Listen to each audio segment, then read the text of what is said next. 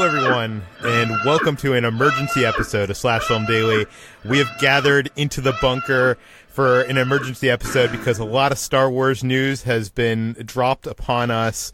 I was actually out at a junket covering the new Pixar film Coco when the news hit, and there was no phone service there. So literally, when I walked into another room, my phone blew up with like 50 text messages and messages from Slack because of this news. And you're probably wondering what this news is. If you are, then you haven't been on social media. And the news is there is going to be a Star Wars TV show and a new trilogy of Star Wars movies. This is Peter Sciretta, and joining me to talk about this on today's emergency edition is Slash Film Weekend editor Brad Oman. Hello. And Nerdist writer Amy Radcliffe. Hello. This is your first time on here. Amy, you are a huge Star Wars fan. I do like the Star Wars a little. That is 100% true. Yeah, you have a Star Wars tattoo. I have two of them. What are the Star Wars tattoos do you have? I have the Rebel Alliance symbol, and I have a silhouette of an X-Wing.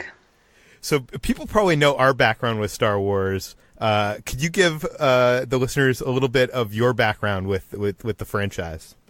Absolutely. I kind of came to it late in life. I didn't see it for the first time till I was in high school when the special editions came out.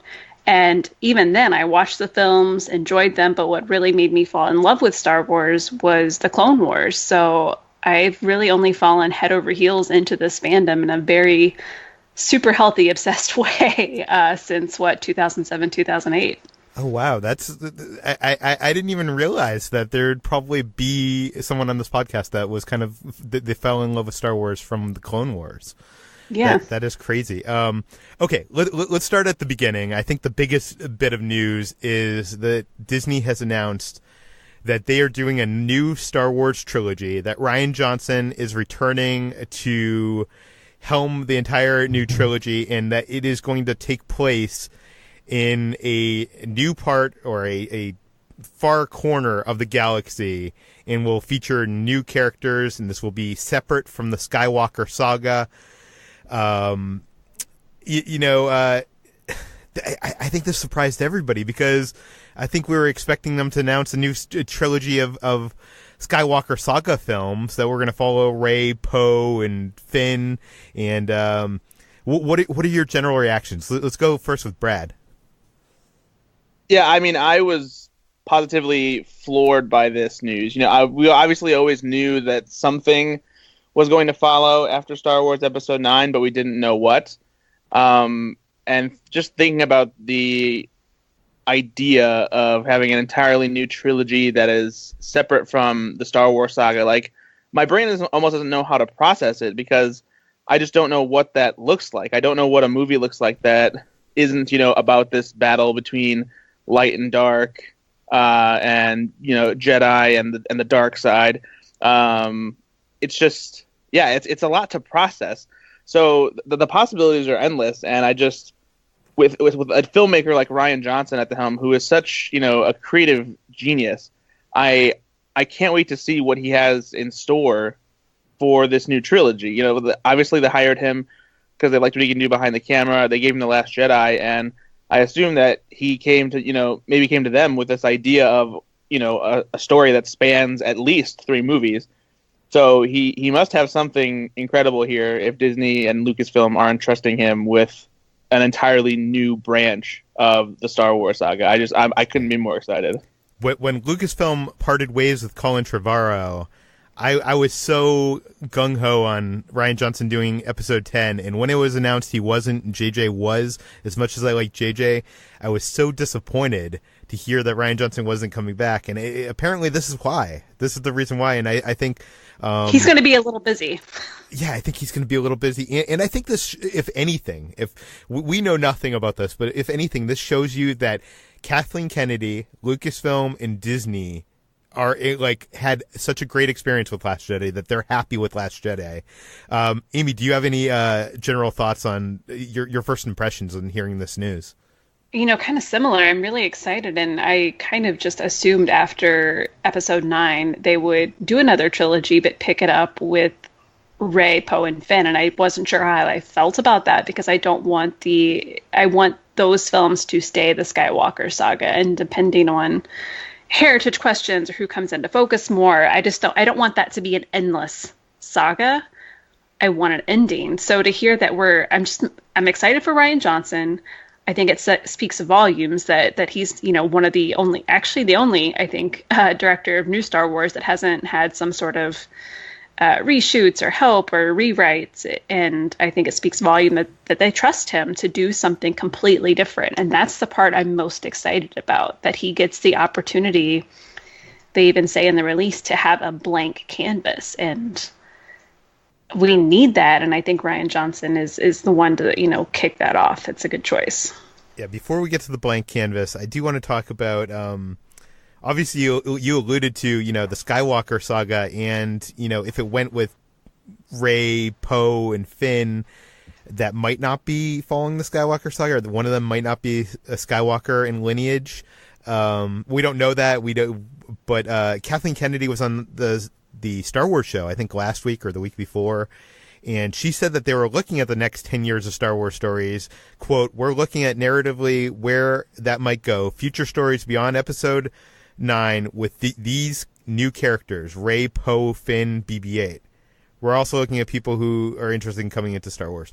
So it is interesting because I'm wondering, does this mean that this story ever, like, is this new trilogy going to replace the standalone movies? Like, is this going to be the every other year, and then we're going to continue with the story, Rey's story, the Skywalker saga stories in between? What do you guys think? Oh, that's an interesting thought, that they actually could kind of flip-flop it and because, we still have one more standalone to come, but so far the standalones have been very close to or overlapping with things we already know. So I kind of like the idea of them flipping that and making the sequel trilogy kind of not the new Skywalker saga, but the new anchor. And then the standalones around it could revisit with Rey or Kylo or whoever makes it out of this, episode 9. Because I want more of those characters. I just don't need another trilogy about them. Yeah, and I know I've said this on the podcast a bunch of times, but when they first announced they were doing a new Star Wars trilogy and standalone movies, I assumed that the standalone movies would be like new characters and that the saga would be the old characters, and it's been kind of the opposite. So it'll be interesting. I mean, we'll get into the TV show a little bit later, but I'm just wondering, Brad, do you think this could signal the end of the experiment of Star Wars standalone movies? I don't think so. I mean, there's so much opportunity to tell standalone stories that don't need to be part of a larger story arc that I can't imagine that Lucasfilm will just be like, no, we're done with these Star Wars stories. But they have had a lot of problems. I mean, they have had some problems, but I don't think that's any reason to necessarily bail on the idea of having stories that exist outside of a trilogy. This is the first time they've ever tried something like this, and you're bound to have, growing pains. I mean, you look at the beginning of the Marvel Cinematic Universe, and you have Incredible Hulk. So and Iron Man 2. And Iron Man 2, yeah. Sure. So it's not as if you're going to be perfect when you're starting off in this new endeavor, and Star Wars is such a revered, beloved franchise that, you're not going to please everybody all the time, and you're certainly not going to, make the best decisions when you're first starting off, as we've seen, on the other side of the comic book equation with the DC extended universe. So I think that just hitting some speed bumps shouldn't deter Lucasfilm. I hope it doesn't, because I think that you don't need an overarching story spanning several movies to create good Star Wars movies. I really enjoyed Rogue One. I hope Han Solo is good, but I want to see standalone movies that are isolated stories that expand into new areas of the galaxy we haven't seen. And while I like the idea of a new trilogy going outside of the Skywalker saga, I don't necessarily think that we need a whole new franchise in order to do that. So I hope that we get both. I would like to still see some alternating between what, we see as milestone episodes in a trilogy and standalone stories that don't necessarily have anything to do with those stories. I wonder if, this new thing with Rian Johnson will kind of be more of a test case for them, in that I feel like issues with the spin-offs and standalones have kind of more been that Disney and Lucasfilm still want it to be Star Wars, and they've hired directors that have very different visions, and there have been, I feel like, communication issues. This is all coming from speculation standpoint. For sure. So I kind of wonder if maybe they'll come back to that after they let's try this big, huge new thing and see how it goes. And then maybe we'll have a better idea of how to work in different ways and let Star Wars be different than this one thing we've known it as for 40 years. I just wonder how do you market these movies? Like, obviously the standalone movies, they're marketing as a Star Wars story. So that's how we differentiate those from the Skywalker Saga movies. So you have this new trilogy. How do you, if you're going to be still making Skywalker Saga movies, how do you differentiate this as something different than that? Do you know what I mean? Yeah. I'm trying to think of like that marketing meeting, what fun they'll have, being like, it's the other one, the Unknown Characters trilogy. That's probably a great thing to call it. Yeah, one of my friends was wondering if they're even going to have Star Wars in the title of the movie to differentiate it. I think they would have to use the Star Wars brand, but I don't know. Okay, so you hinted at before the end of the Skywalker Saga. Do you want to see the end of the Skywalker Saga at Episode 9? Yes. It's one Why? of those things I'm like, yes, I think I do. But as a fan, will I really want that? I think it's just a story that, has started such a long time ago. And we thought it was over already. We got this blessing of a new film. And, it very much has, I think, Star Wars. One of the reasons I really like it is its parallels and the way it kind of repeats some themes. And we're definitely getting that so far with the sequel trilogy. But I think it is time to one way or another to bring that family to an end. Not that family to an end. That sounds really mean. That story to an end. I can imagine Luke Skywalker in a cave saying that Skywalkers must end. It must end. But just because it's a big galaxy, and I'm ready to go out there and get to know new people, and I'm ready for new generations to get to know and grow up with new people. And I mean, they're kind of doing that. Yeah. With Rey, Foe, and Penn. Wow, Rey and Foe and Penn. Wow. It's their mirror universe names. Yeah. Just ready for something new.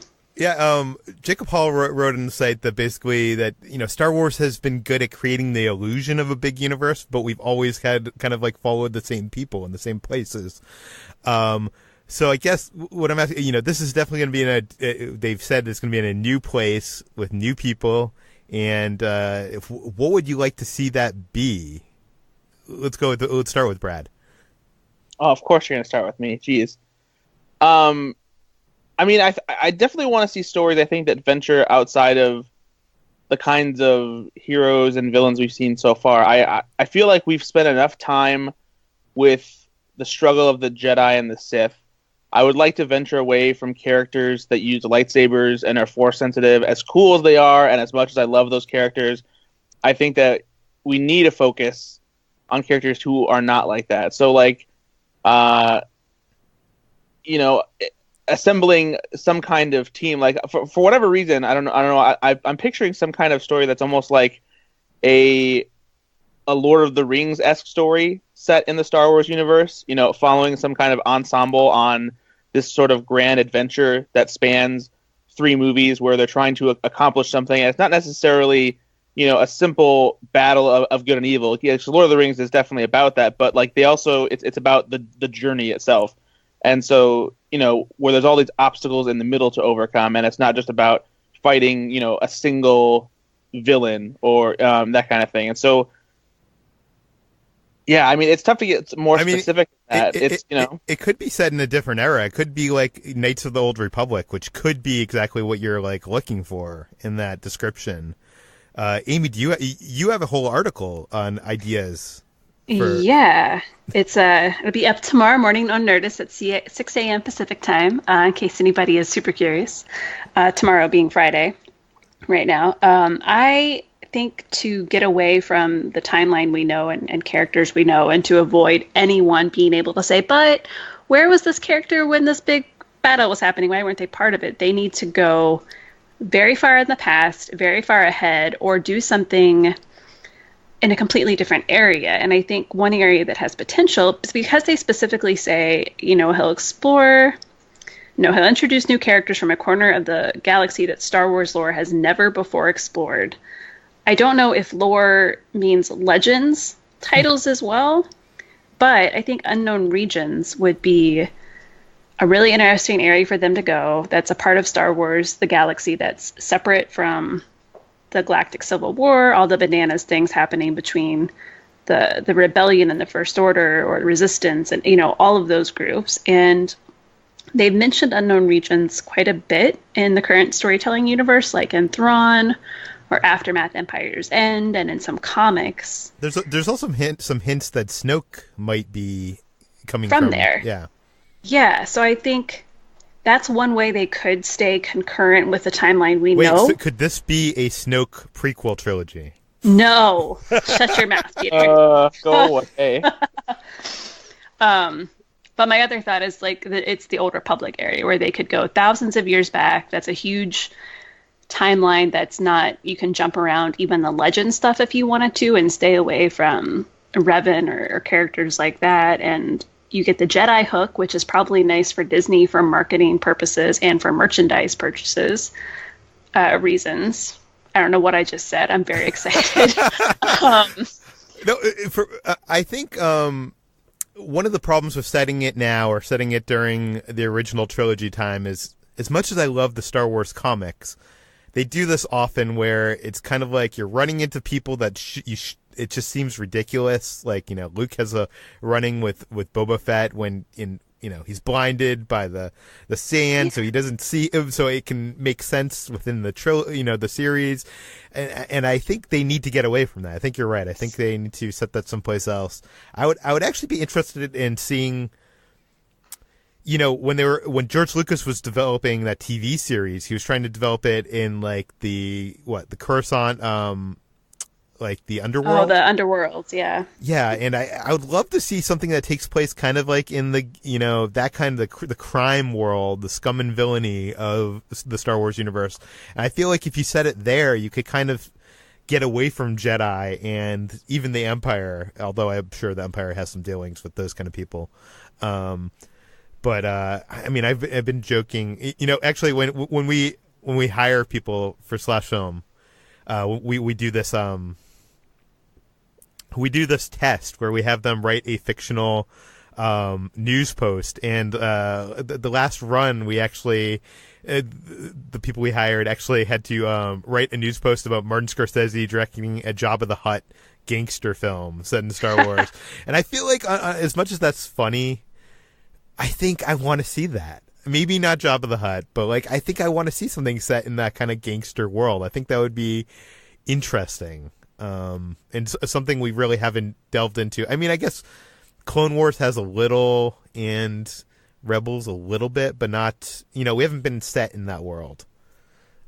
But no, it hasn't been. Nothing's been solely focused on that. Yeah. So what do you guys think? Lastly, on the movie side, what do you guys think of Rian Johnson as the Helmer? I love him as a filmmaker. I'm so excited for this. But one side of my brain is also telling me, shouldn't they have hired, shouldn't they have given someone, shouldn't they have tried to find a female filmmaker to helm a Star Wars movie? Shouldn't they have, do you know what I mean? More diverse voices. Is that stupid of me? I mean, I love Rian Johnson, and I'm going to love this because I love everything he's ever done. What do you guys think? That was my second thought. Was, oh wow, a new Rian Johnson. Could they maybe not hire a white dude? So, Brad, I'm in the same place as you are, Peter.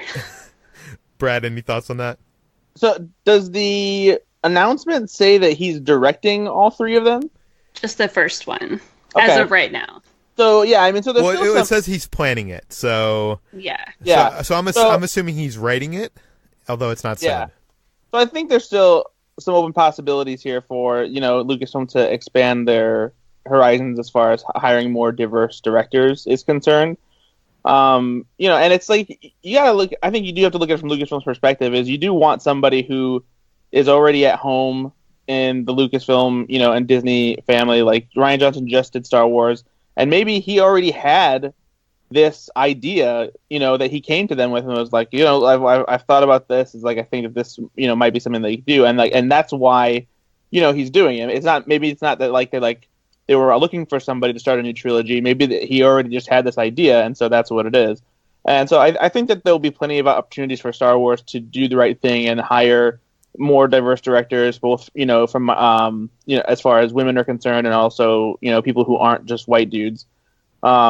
And so hopefully we'll get to see them expand that. But as far as Rian Johnson's talent is concerned, I'm all in, because much like Peter, I've loved every single movie that he's directed. Last Jedi looks incredible, and it'll be really disappointing if I end up not liking it for some reason. But yeah, I'm just so excited at the thought of getting any new Star Wars movies that don't feel familiar. Yeah, I want to echo the same thoughts of, like, I want to see more of this galaxy. That's kind of what I was excited about when Disney bought Lucasfilm, is being able to meet new characters. And I know we have done that with Rey and Finn and Poe, but I would like to really explore the galaxy outside of what we're already seeing. And I think these films, my hope is that this new trilogy will be a way to do that. Amy, do you have any last thoughts on the movie side of things?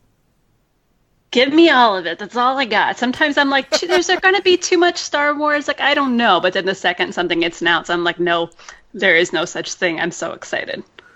And honestly, and this is going to sound maybe a little crazy, especially to hardcore Star Wars fans, but I would really love to see them start diving into stuff that maybe doesn't completely feel like what we expect a Star Wars movie to feel like.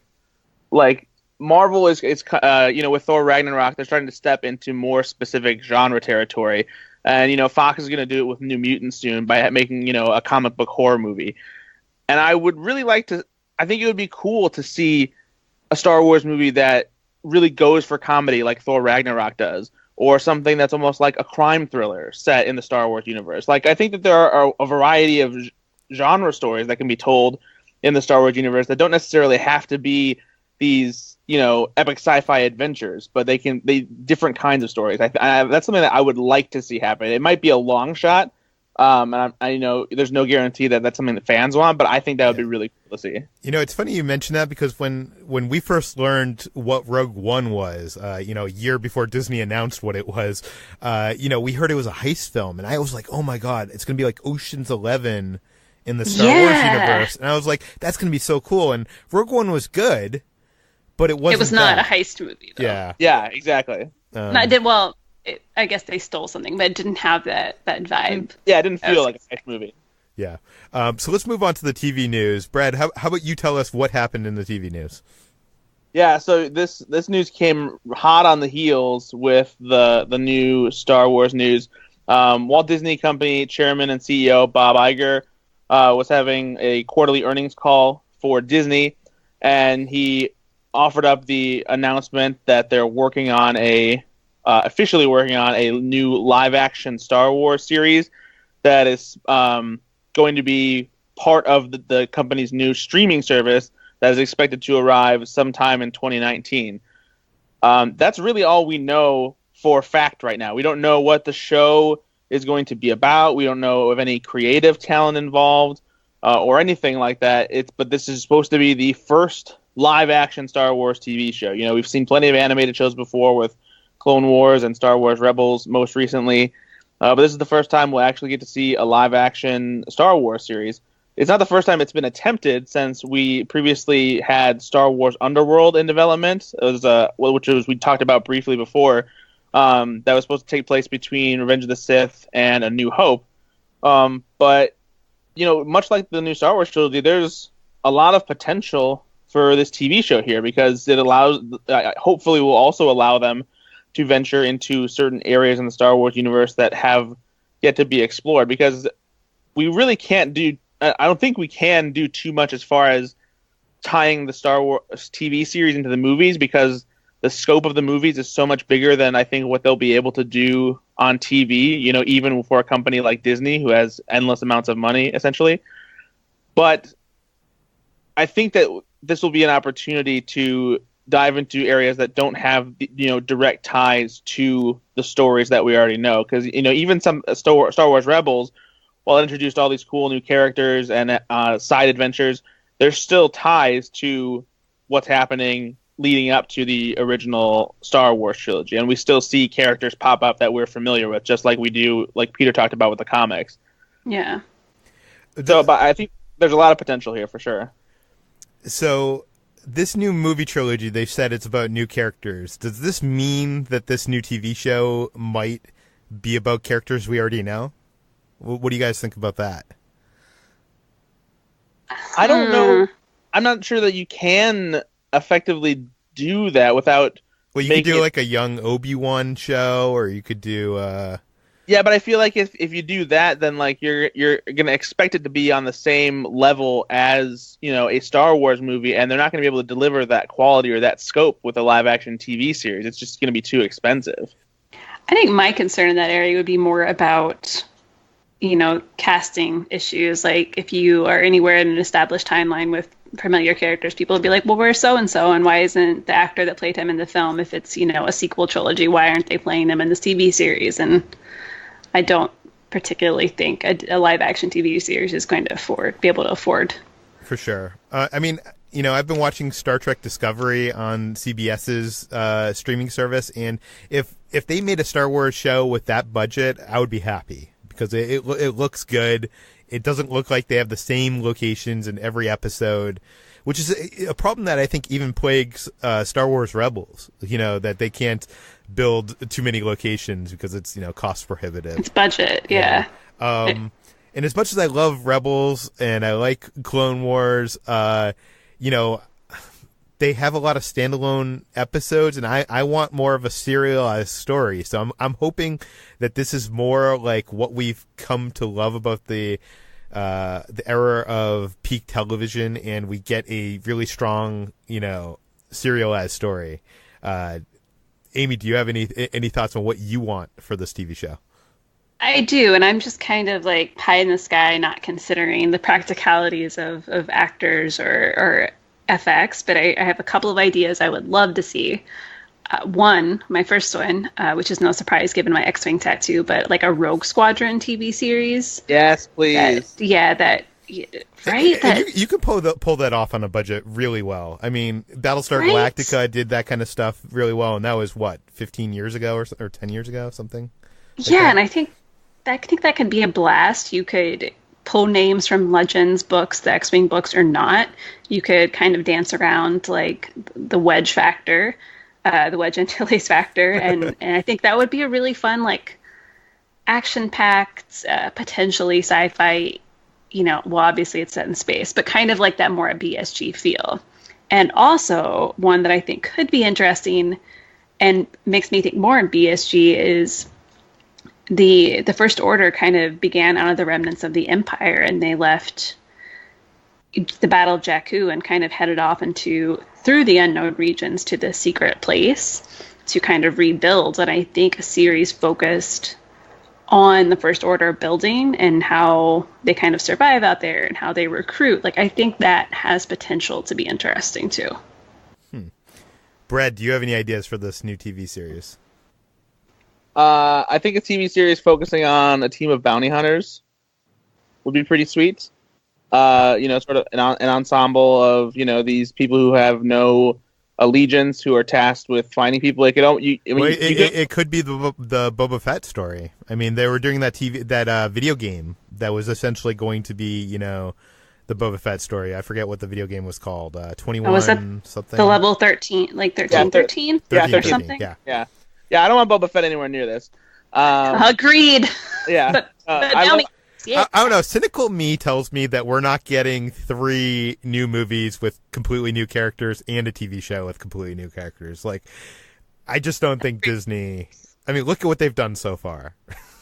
That's fair. Here's the thing. I think that you could have Boba Fett and this is where it would be fine. You could have Boba Fett pop up because Boba Fett's like this rogue guy and he doesn't want to mess with any other bounty hunters. He's his own dude. So at some point, this bounty hunter team would come face to face with Boba Fett, and they're both after the same bounty, and they have to deal with him for a few episodes or so. But it would almost be the Star Wars version of a procedural show in a way. Like they have somebody new they have to track down every time, almost like I guess like Star Wars meets Person of Interest kind of thing. I think would be pretty cool. See, I want less episodic and more serialized. Well, see, and this is what a lot of people didn't know because I don't think enough people watched the show. Oh, but Person of Interest started as being procedural, and then it became much more serial. So I think that you can do both. That's good, because I gave up in the first season because I got tired of Person of Interest being so serial. Yeah, you mean procedural. I mean procedural. Yeah. No, it's as it goes on, it takes a really cool turn, and there's it still has a procedural element for sure, but there's definitely an overarching serial story that starts to carry through in the later seasons. I know Rian Johnson is a big fan of Westerns. I wonder if there's some kind of like Western take on Star Wars that he could be... I mean, actually, we're not talking about Rian Johnson anymore. My brain keeps like going... There's just too much news, guys. It's a lot. It's too much news. I guess the last question to ask about the Star Wars TV show is who you'd like to see as the showrunner. I think the number one person that is probably going to be on my list and probably Amy's is a guy named Dave Filoni. He has done wonders with Rebels and Clone Wars. He knows this universe like no other, and he's kind of hinted slightly that what's up next for him might not be an animated thing. He's kind of I think he was recently quoted as saying he followed Rian Johnson and was like learning how to do live action from him on set. Amy, do you have any thoughts on who should be the showrunner? Should it be Filoni? That's my number one choice, and I do feel a little guilt because I'm like, I also like, it's a white dude, but Dave Filoni has done such a remarkable job with the animated series and what he's been given, and he learned directly from George Lucas in ways that I don't think any other, that Rian Johnson didn't, or that maybe nobody else has, because he worked with him so closely at the beginning of Clone Wars. And I want him to get a shot at live action something. And if he's a showrunner, I definitely, based on what he's done with Clone Wars and Rebels, I feel like he's aware that he needs to bring a diverse behind-the-scenes team to the show. Yeah, and it feels like he's hitting the barriers. He's hitting the walls with Rebels of how serious and how adult of a storyline he can do and how serialized of a storyline he can do on Disney XD. I would love to see him given it, this canvas to do something on the level of, what we're seeing from like AMC or FX or HBO, that kind of a live action TV show. Brad, do you have any ideas for showrunners? I mean, Dave Filoni definitely seems like the best and most obvious choice, for sure. But I also feel like giving Ronald D. Moore a shot probably wouldn't be that bad of an idea. I mean, I guess that's a more obvious choice because of his, background in Battlestar Galactica. I was also thinking, like, what about Brian Fuller, who was supposed to do Star Trek Discovery? I know he's more of a Star Trek guy, but that could be really cool. It could be cool. And I'm going to suggest this name, and I know a lot of people listening to this at home, and you guys are probably going to get mad at me, but what about Damon Lindelof? I knew this was going to happen. Well, why not? Like, I don't know. I like how he creates worlds and creates mysteries, and with something like Star Wars, where we don't know if the Skywalker Saga is ever going to end. Maybe that's the galaxy for him to play in. Don't get me wrong. I like Damon Lindelof for the most part, but I feel like we're setting ourselves up for disappointment in that one. Jonathan Nolan and Lisa Joy. They're way too busy with Westworld to make no, that's true. But by that token, Ronald D. Moore is busy with Outlander. Oh yeah, that's true as well. I couldn't really think of a good one. I would love to see a visionary like Noah Hawley, who does Fargo and Legion, Legion, or Sam Esmail, who does Mr. Robot. But both of those guys are writing every episode, directing every episode. They're insane, and I don't think they have the time in this world to do a Star Wars TV show. Amy, do you have any last thoughts on possible showrunners? I'm terrible at names, so no. No. I can't think of any. Guys, we can see what Chuck Lorre's up to. I bet you he's got some, No. nice multi-cam, not that one. Star Wars sitcom. He can come with cool Star Wars catchphrases. I just hope that this isn't this doesn't feel like a kid's show. I know the kids are going to be watching this. I just hope that because this is live action, that they know that they have to appeal to a more adult audience. And I don't know. I do understand that Star Wars is for everyone. Star Wars is for kids. Star Wars is for me. It's for you. It's for your mom. But yeah, I just would like to see a more elevated TV show. Is there any last thoughts on the TV show from either of you? Yeah, I agree. I want something. I don't need dark. For something to be geared towards adults doesn't mean it needs to be dark but I feel like we already get some of that balance in the kids series that we've seen, the animated series. So I want more of those elements from those series plucked out and shaped into a TV show that's geared a little more towards, not 10-year-olds. Yeah. And I should go on record on saying that I wasn't suggesting that I wanted a Boba Fett TV show. Good. I'm just being very cynical in my thoughts of, I think Disney is going to have to anchor, if they're doing 3 original films, I think they're going to have to anchor this with the character we know, sadly. But maybe I'm wrong. Prove me wrong, Disney. Come on. But yeah, which character should be the anchor then? Boba Fett? I mean, he's so well known by the average.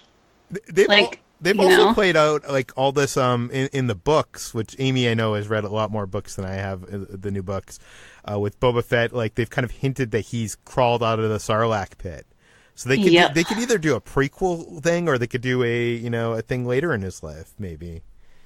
I know, guys, I'm not suggesting this. I'm just I'm in the room giving ideas. But I think that does. I think we've said enough. We've gone on for, I think, almost 40 minutes here. So I guess, Amy, tell everybody where can they find more of your work online? Folks can find my writing on Nerdist.com and StarWars.com, and I co-host a Star Wars podcast called Lattes with Leia. That's such an awesome name for a podcast. Brad, where can we find more of you? I'm always writing at slashfilm.com. You can also find me on Twitter at Ethan_Anderton. I've got a podcast called Go Flix Yourself, FLIX, on iTunes and other podcasting platforms. But I'm probably going to be spending most of my time working on my big Star Wars CBS sitcom pitch with Kevin James. No. Guys, you don't want to see Kevin James running the Mos Eisley Cantina and dealing with just some crazy bar, customers? I think we got a hit here. By the way, that would be the worst possible TV show set in the Mos Eisley Cantina, and it just have every episode would have a character from Star Wars history come in, and it would be the cameo of the week. And that's where the Star Wars version of Friends hang out. That's their coffee shop. Cheers. It is. So your pitch is Cheers in the Star Wars universe. Yes, exactly. Star Cheers. Okay, maybe that I'd watch. Okay. You can find more of me on /film. You can find me on Twitter at /film. You can find this podcast published every weekday on iTunes, Google Play, Overcast, all the popular podcast apps. Please go to iTunes, give us a rating, give us a review, spread the word, and we will see you tomorrow.